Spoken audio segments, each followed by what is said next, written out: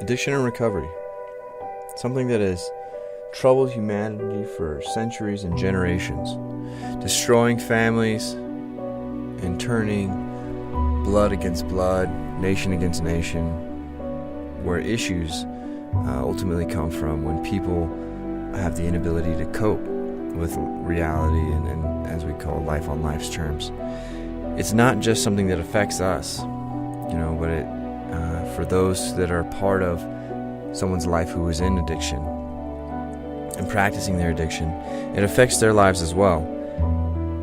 Many think that it's controllable and that there's something that can be done to change the process quickly. Science, religion, many things have tried to prove that this is something that can be done in a certain form or fashion, but the reality of it is that there's no particular gift or way to make this happen in someone's life. There's a mental obsession, a physical obsession, and then the emotional escape that many are trying to deal with.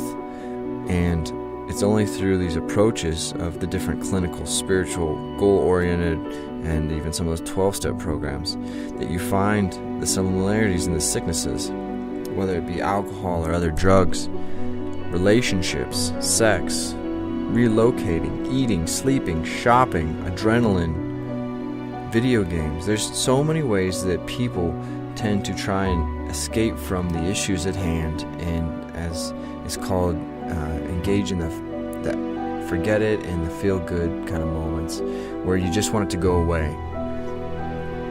The problem is that not all the bottoms are the same.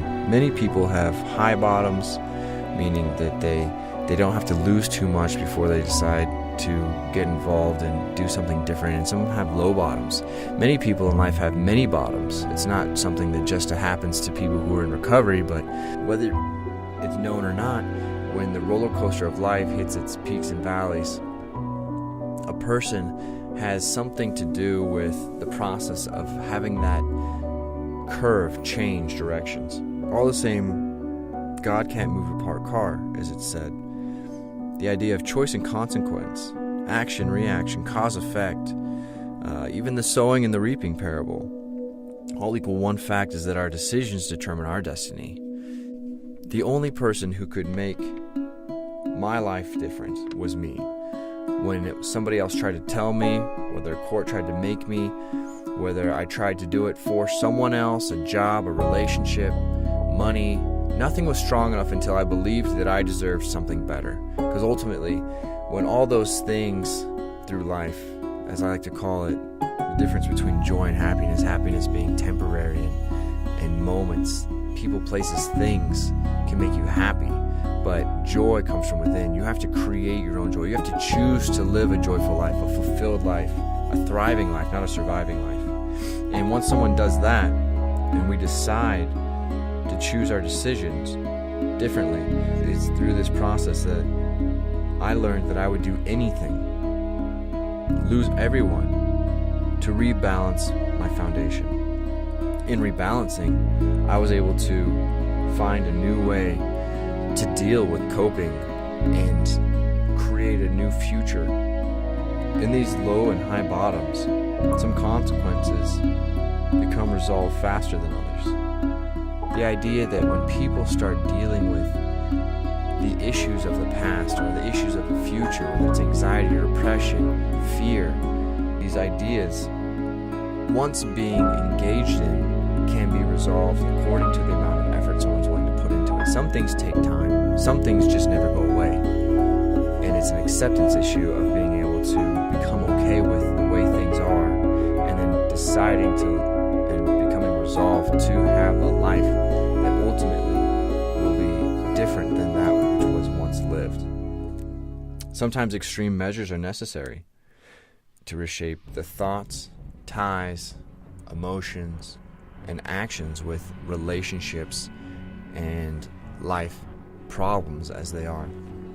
When a person gets into their new life, their chemistry changes as well.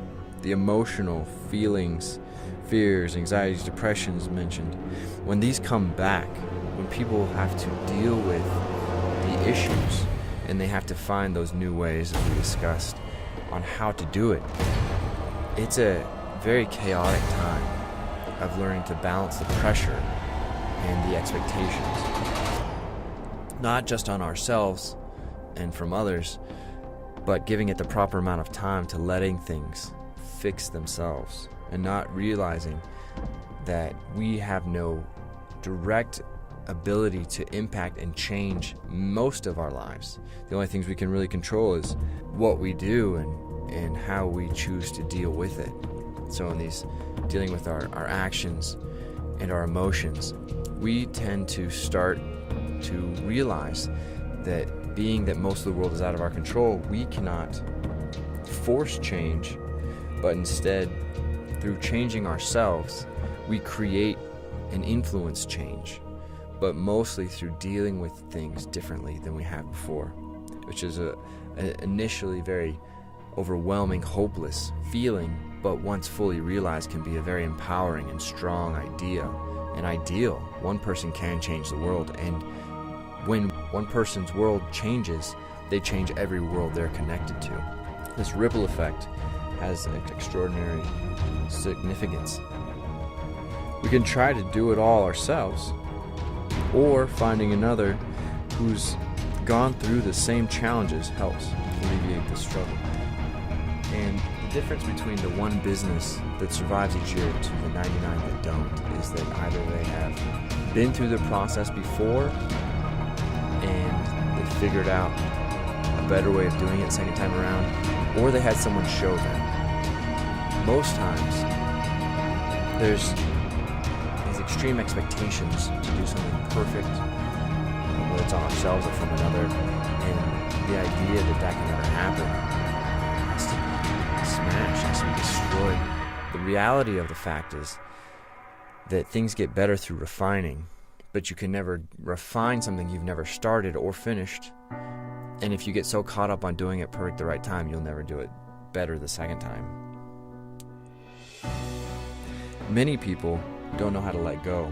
The idea of their own issues and problems holds them back from being able to jump into the next phase, because until you decide to engage with other people and let it out, as many religions and other beliefs, clinical goal, and all these other ideas, you deal with it with others. You realize that your craziness isn't so crazy, because human existence doesn't change. A person's life, birth, death, puberty, relationships, those ideas, those parts of life that have to be dealt with never change.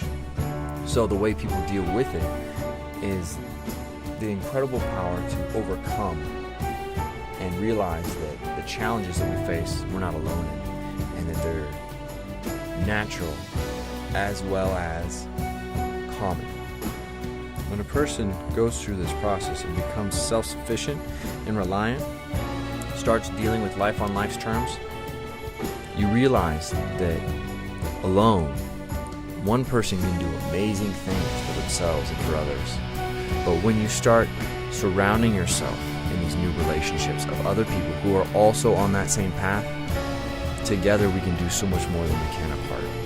Most people think the stigma behind addiction and recovery is something to be disgusted by. These people with problems. Most people with addiction and recovery active in their life would want nothing more than to tell you how they are so much better than they've ever been before. Most people don't realize that they need recovery, that they're actively participating in addiction. And it's not until we smash this ideal that everybody's supposed to have it all together that people can truly begin to live a life fulfilled.